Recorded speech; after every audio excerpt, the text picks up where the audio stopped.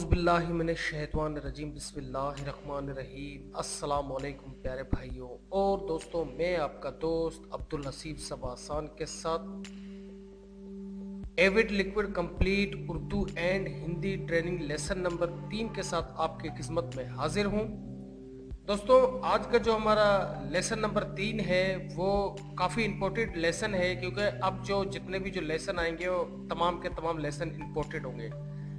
क्योंकि मैं दूसरों की तरह जो आपको है ना मकसद मजीद टूलों में उलझाना नहीं चाहता। जो काम की बात है, जो काम के चीज़ें हैं, मैं सिर्फ और सिर्फ आपको वही बताऊंगा। फिर उसके बाद हमारा इफेक्ट्स का और प्लगइन्स का सेक्शन भी स्टार्ट हो जाएगा। तकरीबन इसके कुछ और ट्यूटोरियल आएंगे, उनका भी आपको वेट करना पड़ेगा।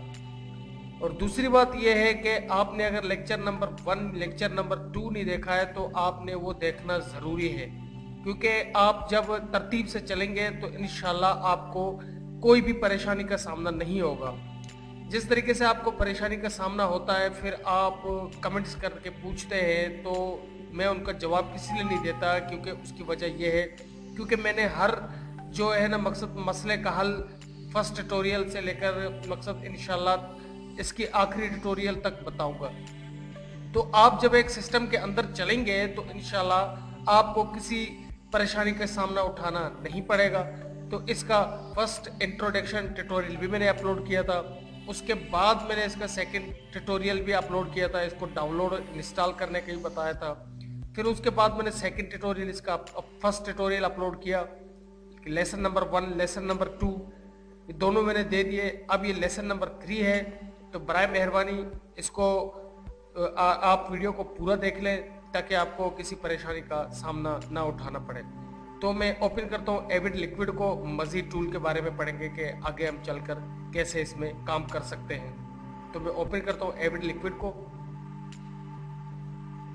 ठीक है, ये एविड लिक्विड हमारे सामने ओपन हो रहा है। ठीक है, ये एविड लिक्विड का फर्स्ट इंटरफेस है।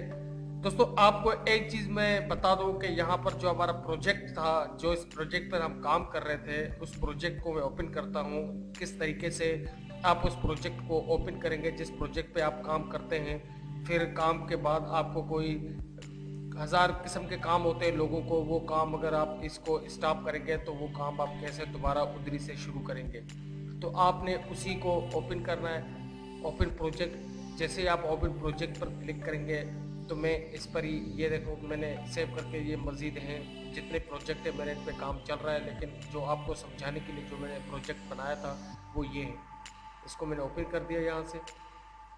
ठीक है, इसको मैंने जस्ट ओपन कर लिया। उसके बाद जो दोस्तों मैं आपको बताने जा रहा हूँ कि आपने जो इसके बाद जो ये थर्ड जो ट्यूटोरियल है उसका ये मेन मकसद है कि हम जो भी जैसे कि जो जिस वीडियो के लिए एडिटिंग करना चाहते हैं, जिस वीडियो को हम एडिट करना चाहते हैं, आपने क्या करना पड़ेगा। फर्स्ट तो आपने ऑल पर सिलेक्ट करके आपने यहाँ पर राइट क्लिक करना है, न्यू रैंक। आपने क्या करना है, न्यू रैंक पर क्लिक करना है। आपने इसको एक नाम देना है, जो भी आप नाम देना चाहें। मैं यहाँ पर इस रैंक के अंदर मैं वीडियो लिखता हूँ, क्योंकि इस ये रैंक का मतलब फोल्डर सेक्शन बनाते हैं हम। उसके बाद जाके हम कंप्लीट तौर पर इसमें एडिटिंग या मिक्सिंग कर सकते हैं। मैं फर्स्ट सेक्शन वीडियो का बनाता हूँ इसमें। ठीक है, ये वीडियो का बन गया। उसके बाद मैं सेकंड रैंक पे आता हूँ, फिर न्यू रैंक करता हूँ। न्यू रैंक करने के बाद फिर मैं इसमें कुछ AVI रखूँगा। ठीक है,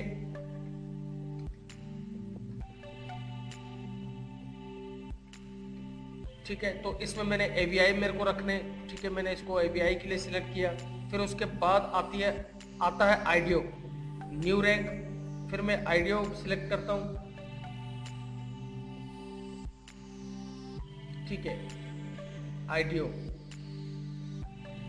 ठीक है, जस्ट आपको समझाने के लिए कर रहा हूँ। ठीक है, ये वीडियो, ये आइडियो। ठीक है, ये है AVI। क्योंकि जो प्रोजेक्ट बनता है आपको तो इन चीज़ों की ज़रूरत है, क्योंकि वीडियो भी होगा, AVI भी चाहिए होंगे बैकग्राउंड के लिए, तो आइडियो भी आपको चाहिए होगा। तो आपने जस्ट क्या करना है कि ये 3 जितने फोल्डर बनाना चाहें आपके अपने जो रिक्वायरमेंट के मुताबिक आप इसमें दूसरा बनाएंगे।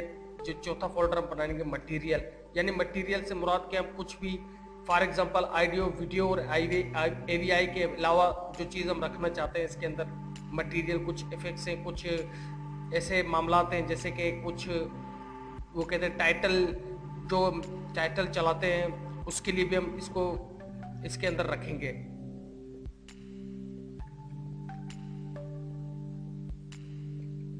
ठीक है, ये मटेरियल का फोल्डर आ गया। ठीक है, इस तरीके से आपने भी काम करना है। तो ये जस्ट आपके 3 फोल्डर बन गए, 4 बन गए। तो फर्स्ट में आपने वीडियो रखना है, सेकंड में आपने ऑडियो रखना है, सेकंड में आपने AVI रखना है, थर्ड पे आपने ऑडियो रखना है। जो 4 फोल्डर है वो मटेरियल, यानी कुछ भी आपका जो ऑडियो और वीडियो के अलावा जो चीज़ें हैं उनको भी आपने इसमें कवर करना पड़ेगा। ठीक है, तो ये 3 फोल्डर आपने बनाने हैं।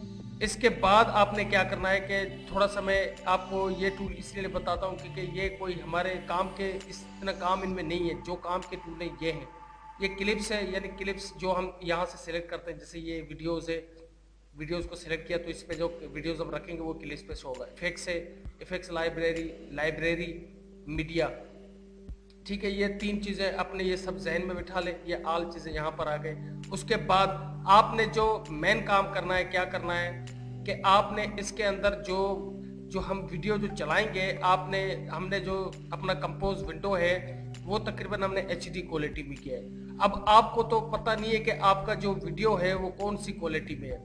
आपने उस वीडियो की क्वालिटी के मुताबिक काम करना है। जिस वीडियो को आपने इसके अंदर जो काम करना है, इसके अंदर जो काम करेंगे आप।